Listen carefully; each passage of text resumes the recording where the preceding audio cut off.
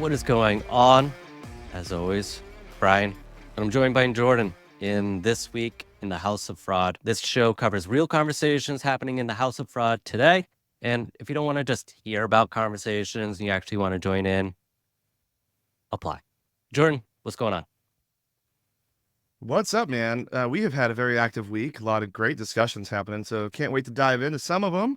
It's been a busy week for not only just the House of Fraud, but for I think fraud in general. You know, like Riskified had their big conference in New York last week, so got to catch up with a lot of people, which was super interesting because I was hearing some of these same things. So let's talk about it. Which one do you want to So, start with this week? so one of the things I Because we think got is we is got coming up right now. tactics, we got benchmarking, we got skills, we got Well, one of the things that's near and dear to my heart right now is the OKRs because it's mid-year okay. goals. Time to Yep. check up on mid-year goals. So that's always fun to see people discussing that. That is, like I love being a manager, but doing goals seems to be like the worst part of my job. Not like I love to give people goals, like don't get me wrong, but like prevent fraud. There you go. Like there's your goal. That's been your goal. Is your goal. And OKRs, I guess, we're always like putting a little bit of actual numbers around it, like keep the fraud Yep. rate at X, keep the chargeback win rate at X, everything. But I feel like I remember like when I worked at Ticketmaster, like every year I had to do OKRs, and it was just like the same because we wanted status quo on our win rate. I mean, we tried to tick it up a little bit towards the end when we got a little bit better software, but at the end of the day, like it was pretty much always the same line in the sand. Did you ever have to do any of that? Yeah. There's one company that I pre-negotiated levers. So like one of them, like yours, of like, hey, we're in a pretty healthy spot. We want to maintain it. So I pre-negotiated different levers of like, if I entered X% chargeback rate or rejection rate, I had different levers and I knew my stakeholders. I knew the communication of like what I was able to do or needed to do. Yeah. So then I could respond a little bit quicker. It was ultimately like I just was pre-negotiating the 101s so people couldn't say like, oh, I didn't know this was a thing. It was all documented, paper trail, checking a box with dated. So I had like the logs being like, it's right here. That was always like the Yeah, main I mean one. It's that's a like lot. not fun, Yeah. but it's like we're healthy. We want to just stay healthy. We don't want to get crazy. Now there might be projects and learning the patterns and trends, but I don't need to be like take on too much risk or get too crazy to like throw anything That's off. that's always my thing is like when companies like change for just for the sake of change. I think like Descript, which we use to edit all these things, is a great example. Is like I thought it was pretty cool, pretty stable. Workflow was always in one screen. And now they change for the sake of change. And now every single screen, like when I have to change the levels on the audio, I have to click on the piece of audio. Then I have to go over to the sidebar and have to hit the layer in order to change the Yep. layer. When before it had like all the different parts of the whole thing on one band. And it's like we don't have like sometimes things good. Like you can make it look prettier, but you don't have to fundamentally change something just for the sake of changing it. And a lot of that like with departments like my departments always are their job is to stop credit card fraud, right? Hmm. And obviously like some sort of abuse stuff comes in, like stop rewards churns, those sorts of things may or may not land on your team. Stop refund abuse, whatever it may be, they may or may not. But for the most part, the core value of the team is to stop credit card fraud. And we set like where our acceptable line is as far as balance between chargebacks versus approvals versus declines. And when we find that line, like that's kind of it at the end of the day, because we need to just be staying on to keep the business healthy. Now, of course, we always are looking at that, but we don't like at the end of the year, we don't need to like, okay, great, guys. We had a 17 basis point chargeback rate the whole year, 95% approval rate at fraud, which is would be pretty terrible. What are we going to do now? We need to change that. And it's like, well, is the business this good? False positives are almost non-existent. Why do we need to change anything? Like we need to keep on keeping on to make sure the business is healthy. But then I don't know. Change for the sake of change always bothers the hell out of me. I understand moving forward. Like for us, like at iHerb, it's what new tools can we introduce? Like right now we're changing Yeah. what we do with account statuses. But that's like a super small change. Yeah. I kind of grouped it into 3 or 4 categories. One if I'm like managing a team. Program, like what are the main metrics that people care about today? Manage them or get them into a manageable state. What is something that is impacting it downstream? Like, for example, if I was responsible for chargebacks, and then I would see new accounts or ATOs having downstream impact, what can I do at a different area that can have impact to another goal, but more focused on building out a better program as a whole? I would have a personal goal because one, personal development for me and my team has always been important. So whether it was a class, a certification, a skill that was complementary, I would always work with like people on my team, like especially if they're earlier and they're like, I don't really know where I want to go. Like, I don't know if I want to be Yeah. IC. I don't know if I want to be a product manager. I don't know if I want to be operational manager.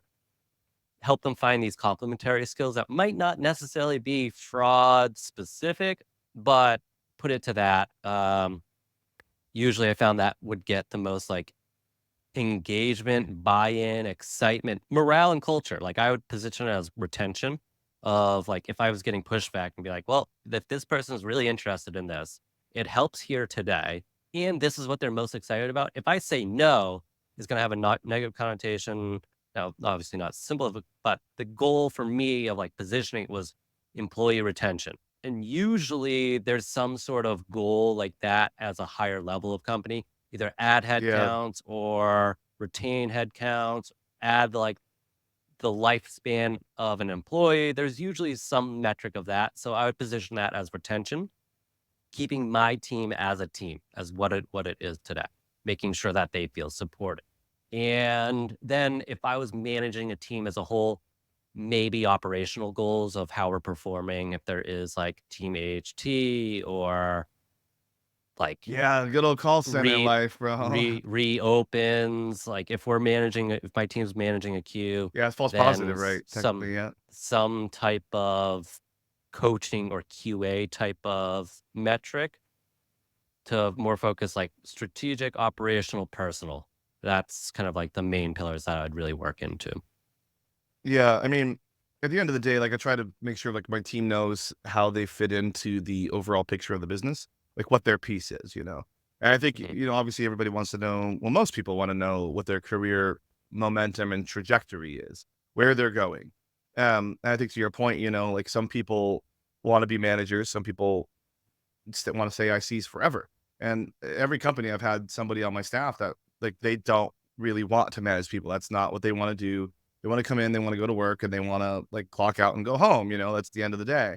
But then you have the people that do want more. But one of the things is like we have people that kind of have a blend of both, and like they want to do more, they deserve more, but they also don't really want to manage people. That isn't like going to be their strength. You can tell that it's not going to be their strength.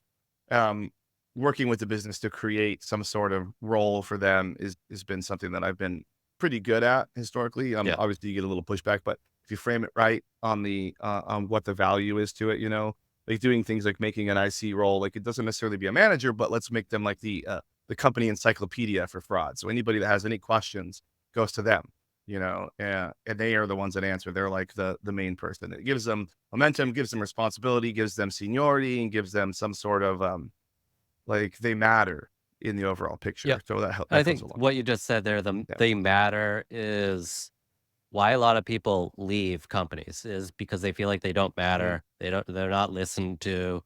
It's like hey, I'm leaving a bad boss, a bad company.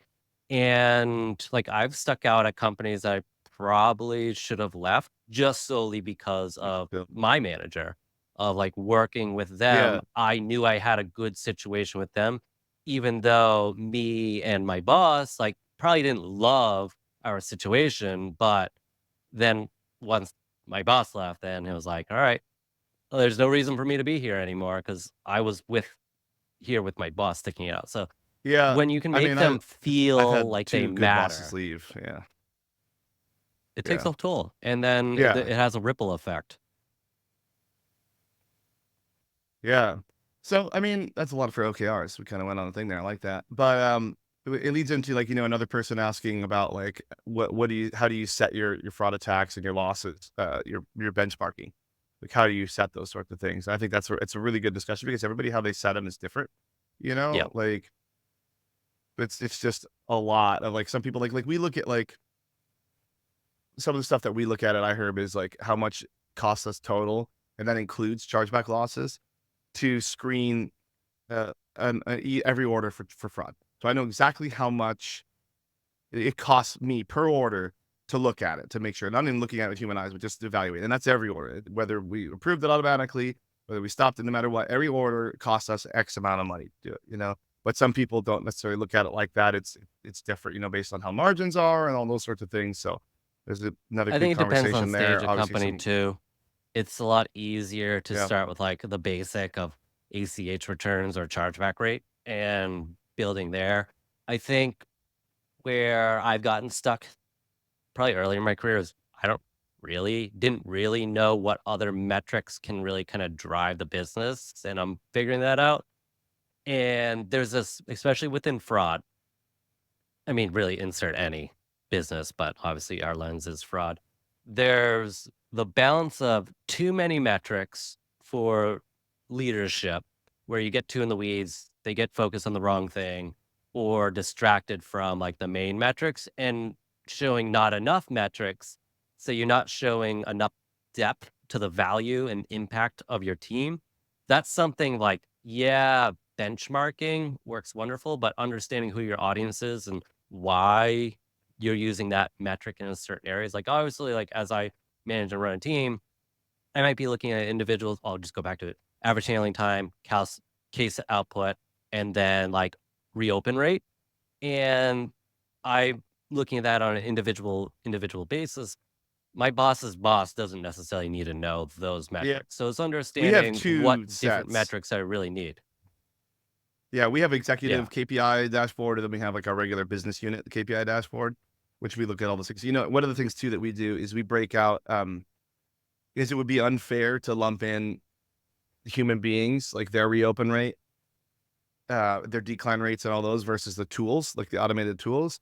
So we do have a combined number that's like for the overall business where we're at with that. But then we have humans, and then we have uh, tools. So we could see actually if the tool is more out of whack than the humans are, then we know we gotta have conversations with our partners there or coaching if it's the people on the team. But we track about 20 different metrics here right now, all sorts of different things like that, you know. I think But about we do them have like a line. literally as what you said of the tool of like what leadership's going to ask for, what leadership wants to know, or what leadership's gotten used to knowing. And then when they ask a question, at least have an idea of, all right, I have supporting evidence in how this rolls up. Where a lot of things happen is you have executive dashboards, and then they ask a question, and then you got nothing. And Yeah. now you don't I necessarily see a need lot an of answer people to, reply. Yeah, with yeah, nothing, you, and a lot of, "I'll get yeah. back to you," and I always try to not be that guy. I try to reply quickly, accurately, succinctly, with information that shows that we're on top of it, that we have the information, and that we know our shit.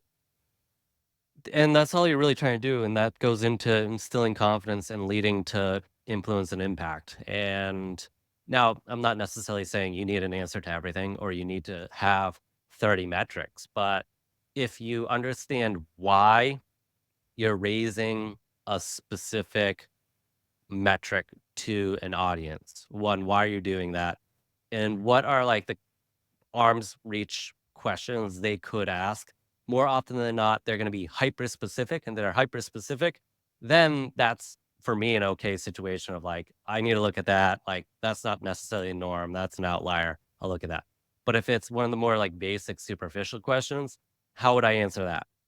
Do I have that data? Yes or no? If I don't, how would I go about answering that today? Or point them in the right direction or kind of lay out like this is what I'm going to do to instill confidence is all it is communication setting expectation. That's what I'm doing right there in that moment. Yeah. Um, so let's talk a little bit about what we talk about in the community, which I mean, I was me again, and what I was hearing in New York, again and again and again last week. So obviously, there's, you know, the rise of the scam still seems to be the big thing, but friendly fraud, first party fraud. Sorry, everybody. don't want to get everybody upset with me on the terms. First party fraud seems to be the loudest sound coming out of everybody's mouths lately.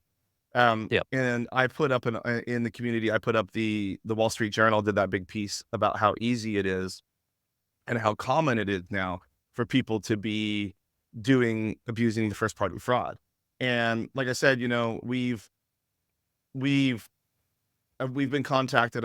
Still waiting on to get some more figures from them, but we're contacted by even card brands that are also concerned um, about the rise in this. So, I mean, I don't really know what we can do, but like to the point that I said on you and I were on a little coffee thing, the House of Fraud daily coffee meetup thing that you had organized this morning, and we were talking about some of the points that I had heard this week that as it relates to friendly fraud is yeah, the numbers are in the high 70s, it seems to be these days, not the 20s to 30s that people have been saying. But there's two drivers that could be contributing to a oversimplification of it just being first party fraud. And that is people that are part of scams, getting Hmm. scammed, realizing they're getting scammed, and then charging back. So, of course, it would be them willingly participating in that transaction. It's not first party fraud in the classic sense. They just got frauded. And it comes back to Yep. that other point from the last 2 weeks is like, at what point do we have to say we can't save you from yourself if you continue forward? But the other one is, I don't want to call it synthetic identity because it's not really synthetic identities. It's more like technically identity theft, but full on identity theft of to where the merchant or the bank that's seeing the transaction take place thinks that it is really the actual person, when in reality, it is not the actual card holder. It just all the information matches.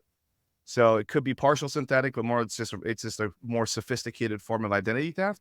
So for all intents and purposes, the merchant thinks it really is the cardholder participating, but it's not. So what are your thoughts and opinions and prayers on that?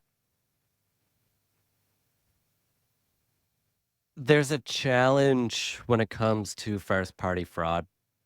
We all know that. We have a problem. It's really hard because what are the data points? I think the challenge is people are seeking of like we are an industry and career that rely on data to spot pattern. And we can't necessarily spot patterns in this case where or consistent patterns where if you look to solve a specific like carding, there's patterns for obvious carding Yeah, upfront before transactions are authorized or it bills through. We look for patterns for scripted ATOs and bot attacks. It's we see that, and then they leave breadcrumbs. When a good user goes bad is the challenge. What are the yeah, behaviors? What are the data? And the confused, I think more or less confusing, the frustrating part. And it's not necessarily malicious because I do believe even vendors are trying to find ways to solve it or solve a portion of it because there's such an issue on what we call it. There's a fight over first party fraud, friendly fraud. Then there's subtopics to that. Are, for example, refund abuse, promo abuse, yep. chargeback fraud. Are those considered first party fraud? Or at this point, are they considered their own type of abuse? Are they like That came when up you do your too. fraud Is like, do we typology, start to how do segment you these break them things down? out? I'll Yeah, put in my own personal bias is like I have my high level from breaking down my fraud typology, first party fraud, and then breaking that down into subtopics being different types of refund fraud, promo abuse. Now, those types of topics, this is where it gets nuanced, can be third party fraud as well. And that's really, I think, where the challenges become within this is there isn't reliant data yet to say, we know this is first party fraud. And I think the frustrating part is yeah. this is again where I don't blame vendors. And obviously, I come from the vendor side as well as of later in my career. But vendors want to solve the problem. They want to be the one to solve the problem. Part of seeing if there's a need to the problem, there's this whole marketing bit. And there's a lack of clarity, one, of how different companies are trying to solve this problem and what Yeah. percentage of the greater problem or subtopic of the fraud typology that they can solve or looking to solve. So there's a lot of confusion, blurred lines. And to make it even harder, because you think about friendly fraud being like through the behavior of like a through the platform and usage, now as a merchant, it's almost like you're forced to buy multiple tools that claim they fight first party fraud. So there's this confusion piece of like who really does what in this space, and then all right, how am I going to need to piece these all together, or what type of first party Yeah. fraud do you really like? There's an unclear. It's not clear what first party fraud means sometimes to different companies. And that is hard Yeah, I for a think buyer in the space. yeah, and I think like, a lot of it's gonna be education and identification of what it means to your point. Yeah. I will say I recorded an episode of my show yesterday with a vendor that claims they can segment out this real first party traffic from the other one. Uh, and they say they do it at the banking level, but we'll see. We'll see. I mean, Someone look, will I figure maybe it they, out. It's just like, what yeah, is the data that you're able to like, they're almost just making branches on the back end of different risk pockets and attributes. So it's like, who's going to uncover or find the missing data point that other companies don't have and just be the first one, the fastest one to be able to do it just like at a device larger ID. percentage. Exactly. Then it'll Yeah, all it just what follow, and then happens. there'll be different spins or nuances or ways to integrate or like slick UI versus old school retro UI. There's a million different ways to find your competitive advantage and differentiation in the market. But as a whole, I don't think there's a lot of trust into like being able to solve it from like an internal Yeah, I and just think using we're tired of partners. hearing the silver bullet like thing. We're tired of hearing everybody say they're Vanilla Ice and they solved it. Tired of that shit. Yeah, so I think we're naturally skeptical now, But I mean, I would say if anybody can solve it, it's probably this company. Uh, Historically, they've been impressive at everything that they've done, and they've been around for like 25 years. So if anybody could solve it, it is them, but I would love to see and I'm curious to see, like, what the results like, what happens. I mean, I know some of the results, I know some of the preliminary numbers they've told me, and I'll save it for that. But, I would say the problem is more likely what we were talking about earlier, where it's a more identity theft related. So, we'll find out. And then that becomes a whole nother nuance. And then how can you determine like what are the data? It goes back to the data. Do you have the data? Do you trust the data? And how can you use the data faster? And I say that as someone non-technical, so I usually need someone to help me with all of that. Well, let's start to wrap up this week's one here. We have a couple other things on there, a couple of, like, pay by bank stuff, which I think is people are very fascinated with right now. Some B2B depositing of checks, how that works. Yeah, mostly outside of the US. So anybody in there wants to jump in on those conversations, great. Question about investigations in China, and then a new little abuse thing about an exploit that you can do on Google Map. But the things that Yeah, we're that, not that going to talk about tactic here kind of today. like caught my eyes of like I'm unsure of like how long this has really been. This is a tactic of like first one I'm hearing about it, but that's a cool piece of this of being able to change the location of a pin for a business. So if you're doing investigation and you use sources of maps, business locations, and there's different ways to alter it depending on it, then again goes into the trust of your data, your sources, and um, how one, my question is because it's unclear right now based on the information, the videos that are out there. How long has this been open? And then based on that, how long until it can be fixed? And then that Yeah. gives you a data source of can I trust it anymore? If can I use maps to be able to say this business looks legitimate, this location looks legitimate. am I able to see the logs of location was last updated to here? It was previously there. And then one or two things, you got to add that an extra step in your investigation of, all right, high risk area, high risk merchant, looking at it, found the location. I'm just going to check the box. Now I got to go find the website or anything, any other information to say there's a discrepancy in addresses. And where's my true source of information to be able to say, I trust this one versus that one? Can I even use this one if I find too many discrepancies? Then I got to Well, I mean, rewrite my playbook. it comes all the way back to like the synthetic identity stuff where you can like just start creating a business, creating something by just like starting with changing an address and then let it Yeah. propagate enough through enough things that that is now the source of truth, you know? Yeah, And add setting up other things emails to onto that address. newsletters and RSS feeds and just putting a Yeah. track history of just warming up an email. Warming legitimately like setting up domain settings, and there's different email warming up tools. So it builds the history, credibility, and reputation of different domains with no effort. You could just start an email today and buy literally anything on any direct to consumer website. You're going to get 15 emails a day by doing Mhm. that. Like Allbirds, I'm sure is going to be sending me a bunch of stuff by the end of the day today. So same thing with Get yourself a new Fabletics. pair of shoes. I do need, they're 50% off. Not bad. Yeah. Not All bad. right, everybody. It's a pleasure.